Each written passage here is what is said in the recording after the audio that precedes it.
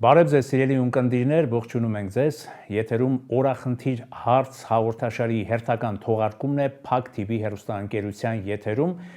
Խնդրում ենք այն հեռուստադիտողներին, մեր Փակ TV ալիքի այն ունկնդիրներին, ովքեր դեռ չեն հասցրել բաժանորդագրվել մեր Փակ TV հեռուստաընկերությանը, բայց արդեն հետևում են մեր հետաքրքիր հաղորդումներին, թողարկումներին, ընդամենը սեղմել զանգակ կոճակը եւ բաժանորդագրվել Փակ TV հեռուստաընկերությանը եւ հայտնում ենք դրա համար իրենց մեր շնորհակալությունը։ Սիրելի բարեկամներ, այսօր մենք խոսելու ենք վերջերս հրապարակված, բոլորովին վերջերս հրապարակված Արցախյան հարցի բանակցային այն փաստաթղթի մասին, որը արդեն հասցրել է բավականին մեծ աղմուկ բարձրացնել մեր հանրության մեջ եւ դարձել է տարաբնույթ քննարկումների եւ իրարամերժ տեսակետների նյութ։ Ես սկսեմ իմ այսօրվա եթերը Հայ ազգային կոնգրես կուսակցության փոխնախագահ Արարատ Զուրաբյանի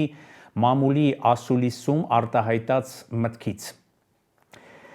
Ես պատասխանատու կերպով պնդում եմ, որ այս հրապարակումներն արդեն մաթեմատիկական ճշգրտությամբ ապացուցում են, որ Նիկոլ Փաշինյանը հրեշ է, որը 2019 թվականի ապրիլին եւ հունիսին ստացել է կարգավորման պլան, իդեպ ապրիլին ստացած պլանը չի հրապարակել։ Պլան, որը հաստատում էր խաղաղություն, ապաշրջափակում, միջազգային խաղաղարար ուժերի տեղակայում Արցախի ամբողջ պարագծով։ Մենք ստանում էինք խաղաղություն պահպանելով Քելբաջարը եւ Լաչինը, բայց նա մերժել է ոչ միայն այդ պլանը, այլ ընդհանրապես բանակցությունները։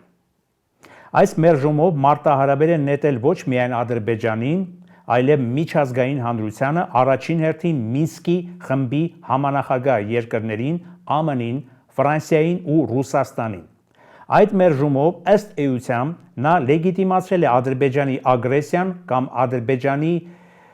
պատերազմի վերսկսումը Ադրբեջանի կողմից 2020 թվականին։ Սա ընդամենը հատված էր ՀԱԿ փոխնախագահ Արարատ Զուրաբյանի 3 տեղի ունեցած մամուլի ասուլիսից։ Եվ բնականաբար փորձենք այս ամենը ավելի բացել։ Ուրեմն ինչ տեղի ունեցավ եւ ինչ էր սպասվում, որը թե անսպասելի էր, թե նաեւ ինչ որ միտեղ սպասված։ Մինչև այս փաստաթղթի պաշտոնական հրապարակումը իշխանությունների կողմից արդեն ծավալվել էր դեբատ, բանավեճ, հակասություն, իշխանական եւ ընդդիմադիր շրջանակների կողմից այս փաստաթղթի հրապարակել չհրապարակելու վերաբերյալ ընդդիմադիրները մեղադրում էին Նիկոլ Փաշինյանին եւ նրա կողմնակիցներին, որ դուք արդեն ըստ էության բացահայտված, գաղտնազերծված այս փաստաթուղթը ժամանակին չեք ներկայացրել հանրությանը, հայ ժողովրդին եւ չեք կանխել հայ ժողովրդի սպասվող դրա չհրապարակման եւ այդ բանակցային պրոցեսին չներգրավելու հետևանքով հայ ժողովրդին սպասվող 2020 թվականի եւ հետագա աղետներից։ Այսինքն այս ողբերգությունների շղթայի մեջ ընդդիմադիրները մեղադրում էին Նիկոլ Փաշինյանին եւ նրա վարչախմբին հայ ժողովրդի հանդեպ գործած մեծագույն մեղքի, անազնվության եւ ոչ հրապարակային մոտեցման մեջ, ասելով, որ դե եթե ժողովրդավար էիք, եթե ընտրված էիք ժողովրդի կողմից, եթե օր ու գիշեր երթվում էիք ժողովրդի արևով, ապա ինչու էիք ժողովրդից թաքցնում այս կենսականորեն չափազանց կարևոր բանակցային փաթեթը, որը ներկայացված էր ԵԱՀԿ Մինսկի խմբից։ Այն Մինսկի խմբից, որը արդեն ըստ էության լուծարված է ցավոք սրտի եւ որը մոտավորապես 26 տարի Արցախյան այս հակամարտությունը առաջին Արցախյան պատերազմից հետո հաստատված 1994 թվականին հաստատված հրադադարից հետո պահպանում էր այդ հրադադարը որոշակի իհարկե բացառություններով, ցավալի ողբերգական բացառություններով պահպանում էր ստատուս քվոն, պահպանում էր ըստ էության Արցախի հայկականությունը, Լեռնային Արցախի հայկական հանրապետությունը իր, այսպես ասած, բուֆերային, այսպես տարածքներով, ազատագրված տարածքներով, ես չեմ օգտագործում գրավյալ տարածքներ հասկացողությունը, որովհետև դրանք սիրելի բարեկամներ նույնպես պատմական հողեր էին, պատմական հայկական հողեր էին, պարզապես չէին մտնում այն ժամանակվա այսպես դե ֆակտո դե յուրե Լեռնային Ղարաբաղի ինքնավար մարզի երբեմնի տարածքի մեջ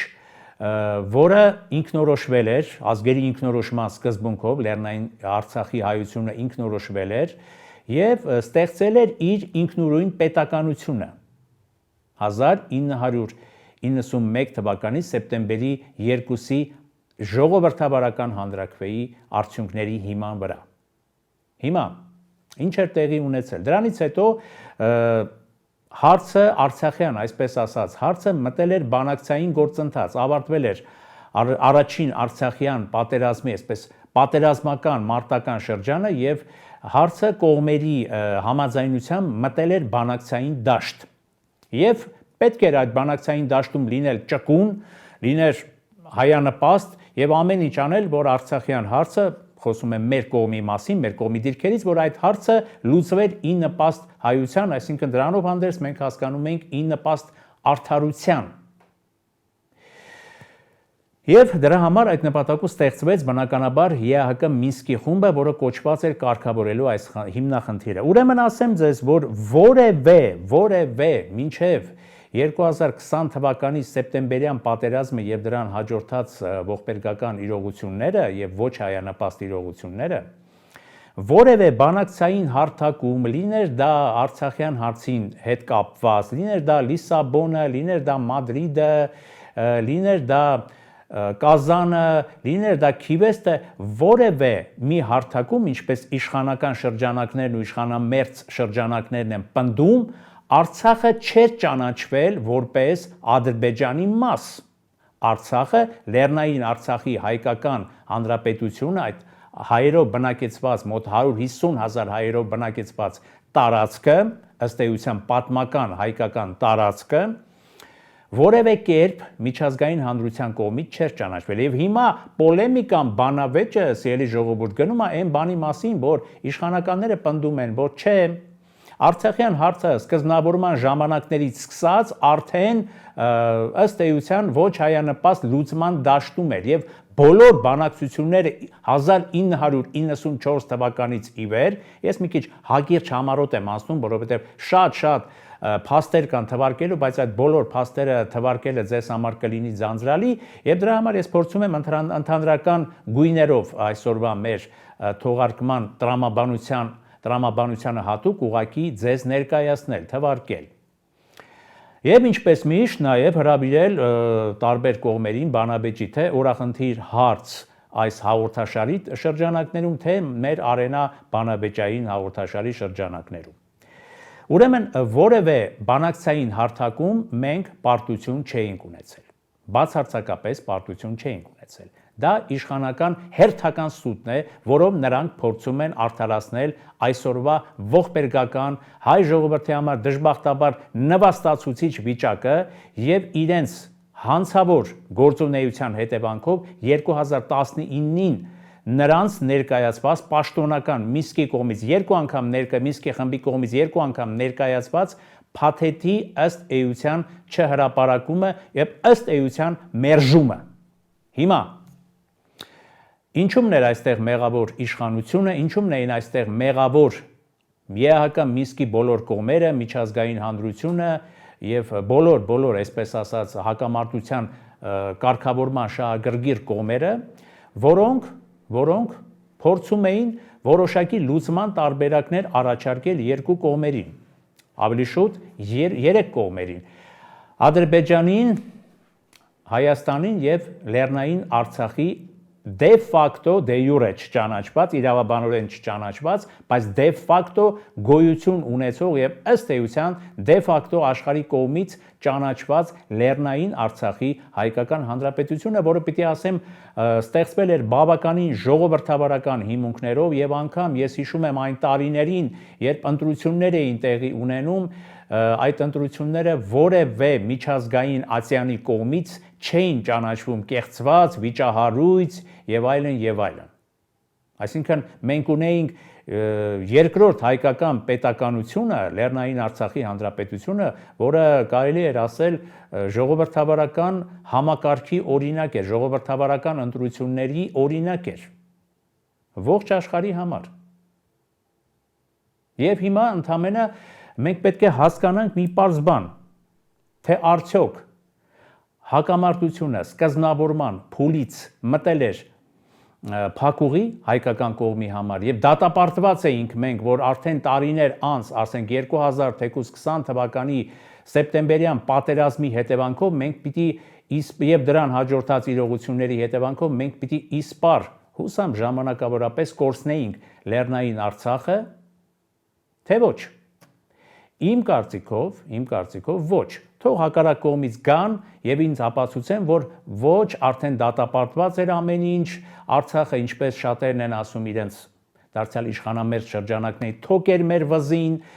դա միտումնավոր որոշակի ուժերի կողմից սանձազերծված էր, որպիսի Ռուսաստան, չգիտեմ, ինչ որ այլ ատյաններ, որ ընդամենը թոկը մեր վզին պահելով իրենց կախման մեջ պահեին մեզ։ Չէ, այդպիսի բաներ չկան, իրականում չկար, եւ ոչ ոք դա չի կարող ապացուցել։ Եթե ապացուցելու բան լինի, խնդրեմ եկեք, բայց հիմնավոր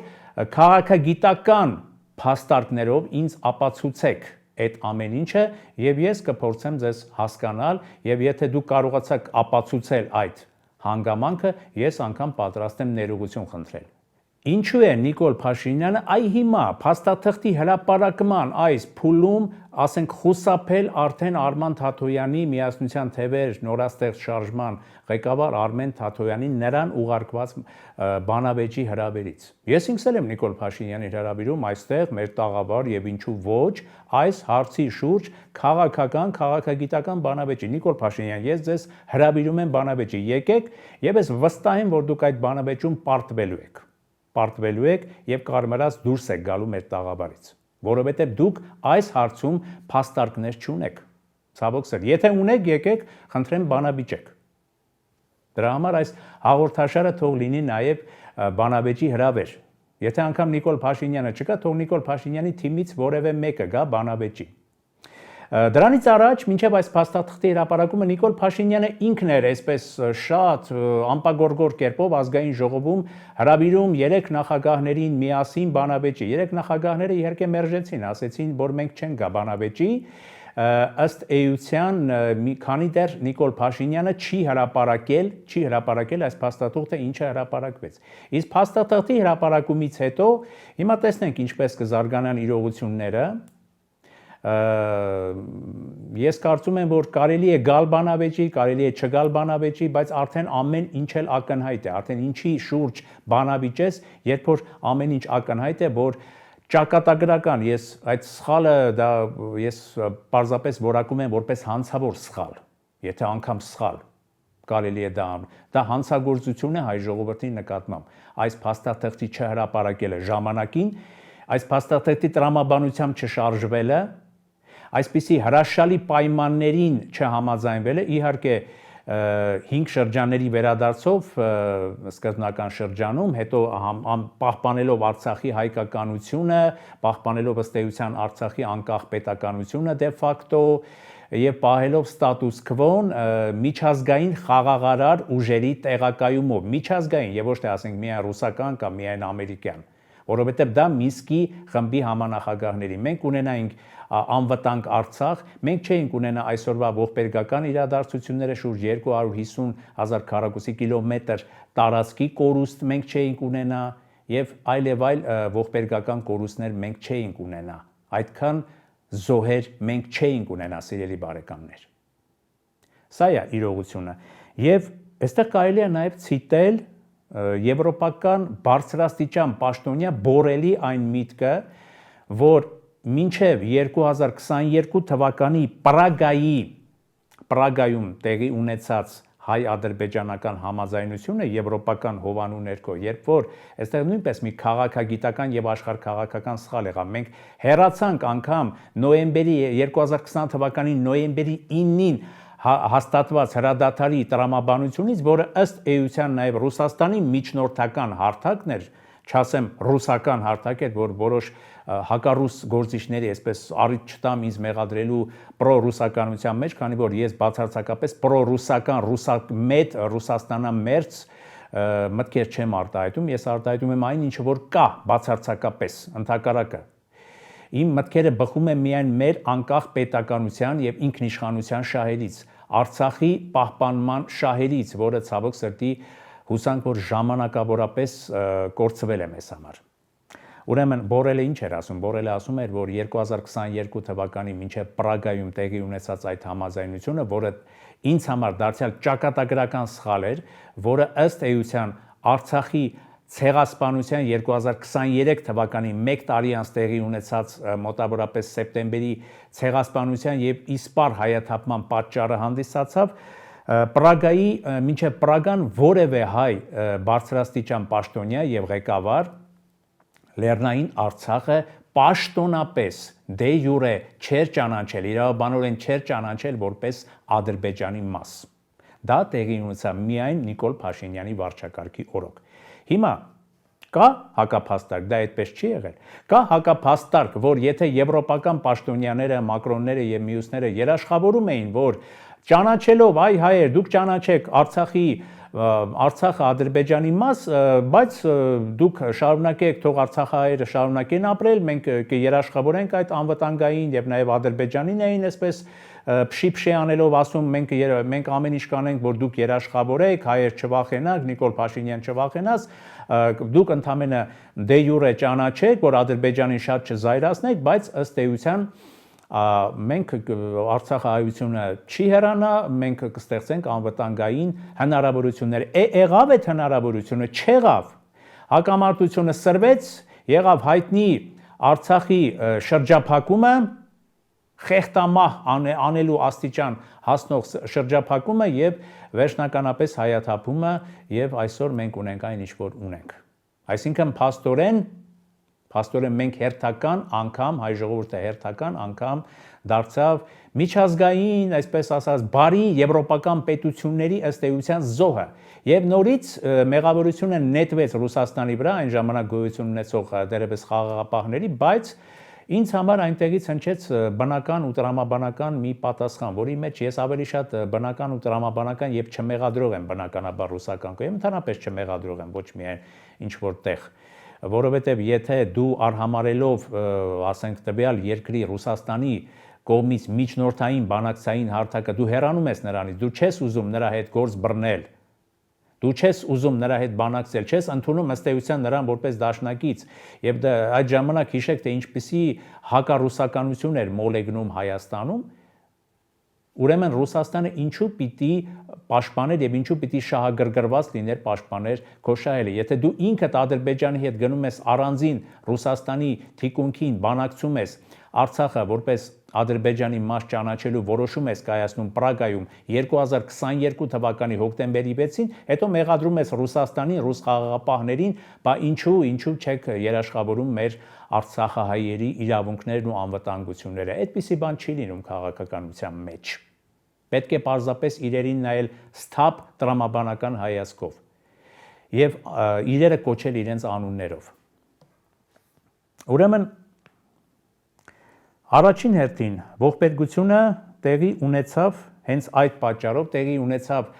գեոքաղաքական այս սխալների պատճառով,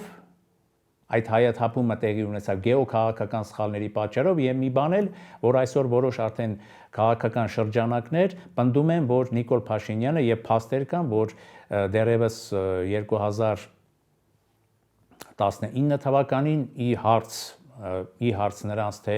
որևէ բանակցային փաստաթուղթ առաջարկվել էր թե ոչ, նա համառորեն պնդում էր, որ որևէ փաստաթուղթ չկա, որ անգամ ինքը նույնիսկ Ալիևից է իմանում, թե ինչ է տեղի ունենում այդ բանակցային տրամաբանության մեջ Արցախյան հիմնահարցի շուրջ, որ ինչ որ պետք է, եթե հիշում եք նրա հայտնի ելույթներից մեկի խոսքերը, ինչ որ պետք է անել բանակցում ենք, դուք հանգիստ եղեք եւ այլն, ոչ մի թիզականությունը Նիկոլ Փաշինյանի 2019-ին Արցախը Հայաստան է եւ վերջ, ինչ որ միտեղ դիվանագիտական տեսանկյունից շատ անհարկի մի կարգախոս, որը կարող էր ընկալվել որոշակի շրջանակներում որպես տարածքային պահանջ, ոչ թե ինքնորոշման խնդիր Արցախի, այլ տարածքային պահանջ Ադրբեջանից, որովհետև Արցախյան հիմնահարցի մեր խաղաթուղթը, մեր հաղթաթուղթը Արցախայության ինքնորոշման խնդիրն էր, սիրելի բարեկամներ, եւ ստեղ ուրիշ բան որոնել պետք չէր։ Եվ դա էր ճշմարիտ ճանապարհը։ Եթե մենք գնայինք պարզապես Ադրբեջանից այսպես տարածք բռնագրավելու ճանապարհով, այդ տրամաբանությամբ մենք կպարտվեինք, մենք դեռևս 26 տարի առաջ կկորցնեինք Արցախը, բայց 26 տարի պատերազմից հետո, պատերազմից այսպես 1994 թվականի հրադադարը հաստատելուց հետո Արցախը հայկական էր, Արցախը բոլոր դեպքերում զարգանում էր, բոլոր խնդիրներով հանդերձ, ես չեմ ուզում իդեալականացնել ամեն ինչ, այդ ժամանակվա իրականությունը եւ Արցախը բոլոր դեպքերում մեր հպարտությունն էր, մեր 90-ական թվականների այդ առաջին արցախյան պատերազմում տարած այդ հիանալի հաղթանակի արդյունքն էր Լեռնային Արցախի հանրապետությունը։ Հիմա ինչ պիտի անել։ Ինչ պիտի անել։ Եթե նաև ԵԱՀԿ Մինսկի խումբն է արդեն լուծարվում, եթե անգամ պետությունը չի խոսում Արցախյան, լավ, Արցախը արդեն հուսանք ժամանակավոր են կորցրել, բայց պարզվում է, որ Արցախը կորցնելով միայն Արցախը չի, որ կորցրել ենք, ասեցի, որքան ինքնիշխան տարածք են կորցրել, եւ Արցախի միթե նաև այս հրեշավոր սխալի, մեղմ ասած սխալի, ճակերտների մեջ սխալի հետևանքով չի, որ այսօր այս վիճակում Ադրբեջանը Հայաստանին ներկայացնում է նորանոր պահանջներ, աղետալի, վտանգավոր պահանջներ, եւ ինչ ենք անում եւ ինչ ենք մենք պատասխանում, ըստ էության ոչինչ էլ մենք չենք այդ 300,000 թե 500,000 փախստականների այսպես կոչված վերադարձը, որը որևէ իրավաբանական հիմք չունի, ադրբեջանցի հատուկ կոմիտե են ստեղծում Ադրբեջանում այդ փախստականների իրավունքները պաշտպանող, Արևմտյան Ադրբեջանի կազմակերպություն են ստեղծում, Սևանալիճը Գյոյչա են անվանում, եւ ասում են թող հայերը չվախենան, որ ադրբեջանցիները պիտի վերադառնան Արցախ, նրանք հո տանկերով չեն վերադառնալու, ախր նրանք մեքենաներով են վերադառնալու, եւ ձայնակցողներ էլ կարծես թե կան այստեղ հայկական կողմից դժբախտաբար։ Սա է իրականությունը, սա է ցավալի իրականությունը, եւ ես կարծում եմ, որ երկիրը այս իրականությանը հասցրած իշխանությունը պիտի ուղղակի գլխիկոր հրաժարական տա, թողնի ու հեռանա, եւ Աստված տա խաղաղ ճանապարհով թողնի ու հեռանա, որը այս պահին ես լուրջ չեմ համարում իհարկե իրենց նաեւ տրամաբանությամբ, որովհետեւ իրենք շատ հանգիստ եւ շատ ինքնավստահ պատրաստվում են նոր Սիրելի բարեկամներ, 2026 թվականի խորհրդարանական ընտրություններին, վստահ լինելով, որ այդ խորհրդարանական ընտրություններում նրանք համոզիչ ջախջախիչ հաղթանակ են տանում, վստահ լինելով, որ 2025 թվականի օգոստոսի 8-ին Վաշինգտոնում իրենց համար, իրենց վկայակոչումով հաստատված այդ համաձայնագրի հետևանքով նրանք արդեն խաղաղությունը բերել են, հաստատել են եւ հիմա տնտեսական հրաշքներ են գործելու Հայաստանում, մինչդեռ ավելի սթափ, ավելի ողջամիտ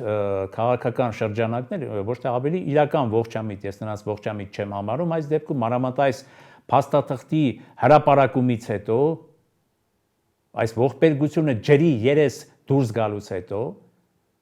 իրականում ողջամիտ շրջանակներն ասում են, որ ոչ մի ամերիկյան երաշխիք էլ չկա, ոչ մի Թրամփի WhatsApp էլ իրականում չկա, որովհետև իրավական դաշտում Թրամփը, ամերիկյան կողմը, ոչ Եվրամիությունը չեն տվել Հայաստանին որևէ անվտանգային երաշխիք այդ միջանցքը տրամադրելու դիմաց։ Ընդհակառակը դա օտարվելու է մեզանից եւ դա ըստ էության թուրք-ադրբեջանական հերթական պարտադրանքներ լինելու եւ որին չեն ներգրավելու տարածաշրջանային այլ խաղացողներ, որը կարող էր տեսականորեն եղանակ փոխել, այսինքն Ռուսաստան, Իրան, Չինաստան եւ այլն։ Այսինքն դրա համար միայն ուրախացել է Ադրբեջանի բռնապետ Իլհամ Ալիևը, Հեյդարի որդին, որը արդեն միջանցք արտահայտությունն է օգտագործում եւ այս ամենը որակում է որպես հերթական հաղթանակ։ Այսինքն ունենք ինչ։ Ունենք Ադրբեջանի թելադրող, պարտադրող վիճակը, Ադրբեջանի նոր ագրեսիվ պահանջները, զինվող Ադրբեջան, շարունակաբար զինվող Ադրբեջան եւ մի տեսակ թուլացած դժբախտաբար, կարկամած, խեղճացած գլխիկոր Հայաստան եւ ղեկավարություն, որը կարծես թե Աստված տա իմ խոսքերը իրականություն չդառնան, բայց չգիտեմ ինչի, ներքուստ գիտեմ, որ իրականություն կարող է դառնան, պատրաստվում է հերթական զիջումներին, անկլավների եւ էքսկլավների հարցը դրա վառ վկայությունն է, որովհետև եթե դա էլ տրամադրվի Ադրբեջանին, մենք ունենանք նոր տարածքային միակողմանի կորուստներ կամ զիջումներ եւ Հայաստանը կհայտնվի շատ ավելի ծանր վիճակում, քան այսօր այն կա։ Ինչ է տեղի ունեցել, նորից եմ ասում, տեղի է ունեցել հանցավոր քողարկում իշխանությունների կողմից։ Եթե ժողովրդավար եք արգել իշխանությունները, ինչի եք սեփական ժողովրդից քողարկում ճշմարտությունը։ Ինչ էր դա ձեզ տալու, ինչ էր դա ձեզ բերելու։ Թե այն ժամանակ ավելի ձեռնտու էր Արցախը Հայաստանը եւ վերջ ոչ մի թիզականության դիրքերից հանդես գալ եւ երկիրը հետս հետե տանել դեպի անհեռանկար անորոշ պատերազմ, որի հետևանքները եւ որի նաեւ այսպես ասած պարտության հետևանքները նույնպես մեղմ ասած շատ մութ են։ Իմ տրամաբանության հանդերձ դա բավականին մութ շերտեր ունեցող եւ ինձ հասած տվյալներով օդում կախված, այսպես ասեմ, գոնե այս պահին տվյալներով դա ըստ էության պայմանավորված պատերազմ է ավելի շուտ եղել, որովհետև շատ ու շատ դեպքերի մասին եմ ես լսում, որոնք ուղղակի իմ տրամաբանությանը մոտ չի։ Թե ինչի պիտի այդպիսի ելք ունենար, թե ինչի պիտի մենք այդ կերպով նախ համաձայնվեինք մեզ համար, չասեմ լրիվ նվաստացուցիչ, բայց մասամբ նվաստացուցիչ նոյեմբերի 9-ի համաձայնությանը, որից հետո շղթան, ոչ հայանպաստ շղթան դեպքերի զարգացումները շարունակվեին ի վնաս հայության։ Ինչի պիտի մինչև նոյեմբերի 2020 թվականի նոյեմբերի 9-ի համաձայնությունը կնքելը, երբ ռուսական կողմը համառորեն առնվազն ինձ հասած տվյալներով 2 անգամ առաջարկել է անհամեմատ ավելի հայանպաստ իրավիճակներում դադարեցնել պատերազմը, բայց հայկական կողմը չի համաձայնվել։ Սրանք այն հարցերն են, որի շուրջ ես առաջարկում եմ, որ բոլորս մտածենք եւ անենք մեր վերլուծությունը եւ տանք մեր հարցերը, մեր օրախնդիր հարցերը, որովհետեւ չկա ներկա եւ ապագա առանց անցյալի ճիշտ վերլուծության եւ առանց անցյալը ճիշտ հասկանալու։ Այսպիսով այս հարցերը ուղղելով ձեզ եւ նաեւ որոշակի քաղաքական շրջանակների եւ նաեւ իմ բանավեճի հրավերը ուղղելով որոշակի քաղաքական շրջանակներին անձամբ Նիկոլ Փաշինյանին ես ուզում եմ ավարտել այսօրվա թողարկումը, մաղթելով ձեզ համբերություն, ամենալավն ու բարին եւ ամեն դեպքում այս ցավալի իրողություններով հանդերձ լավատեսություն եւ անսպառ լավատեսություն։ Շնորհակալություն մեր այս թողարկումը ունկնդրելու համար, ես նորից հիշեցնեմ մեր այն սիրելի Փակ TV հեռուստաընկերության սիրելի ունկնդիրներին, ովքեր դեռ չեն հասցրել բաժանորդագրվել Փակ TV հեռուստաընկերությանը, ընդհանրապես խնդրել նրանց սեղմել զանգակ կոճակը եւ բաժանորդագրվել Փակ TV հեռուստաընկերությանը։ Շնորհակալություն, լավ եղեք։